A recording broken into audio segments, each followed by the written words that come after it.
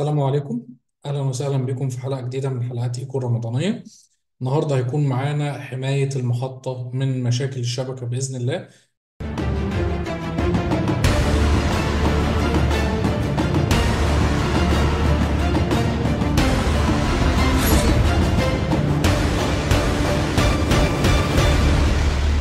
السلام عليكم.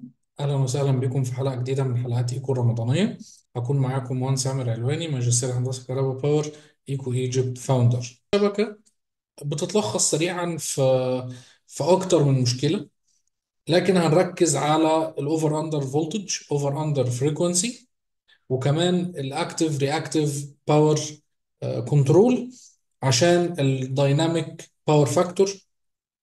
ده كده بالنسبه للمشاكل اللي هنركز عليها. الاوفر اندر فولتج والاوفر اندر فريكونسي دايما بيعمل ريدل في الويف زي ما احنا شايفين كده. بيعمل ترانزيانت ريسبونس في الموجه، بيخليها مشوهه. ده لو حصل ان حصل تغيير في الجهد في الشبكة. لكن علاج المشكلة دي بيتم عن طريق الحاجتين. اول حاجة الاوفر اندر فولتج بروتكشن في الميديم، وكمان الاوفر اندر فولتج بروتكشن في الانفرتر. فانا عندي اتنين ليفل من البروتكشن. الليفل الاولاني في الميديم فولتج في السويتش جير وكمان في الترانسفورمر.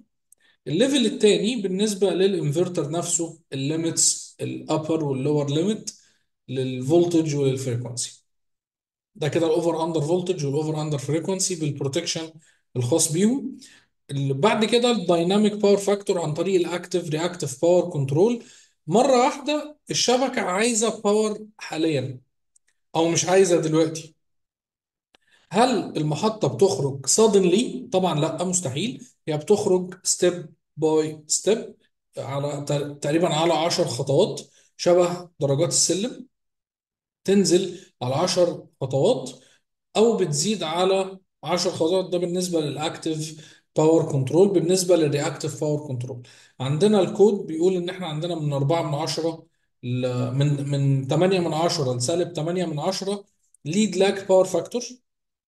8 من 10 ليد لاج. فانا عندي جوه الليميت، طول ما انا جوه الليميت ك انفرتر، خلاص انا هقدر ادي رياكتيف باور للشبكه في حاله ان الشبكه لو احتاجت. ده معانا لحد 40%، بيدينا 40% من كاباسيتي الانفرتر، 20% في الليد، 20% في اللاج. ده كرياكتيف باور كابابيلتي. وبالنسبه للدايناميك باور فاكتور، اخر حاجه خالص معانا الشورت سيركت. الشورت سيركت طبعا لو حصل فولت في الشبكه وحصل ابسنس للشبكه دي، بيحصل عندي حاجتين. اول حاجه البروتكشن ريلي، الكرنت بروتكشن ريلي، جواه البارامتر سيتنج مع الشبكه.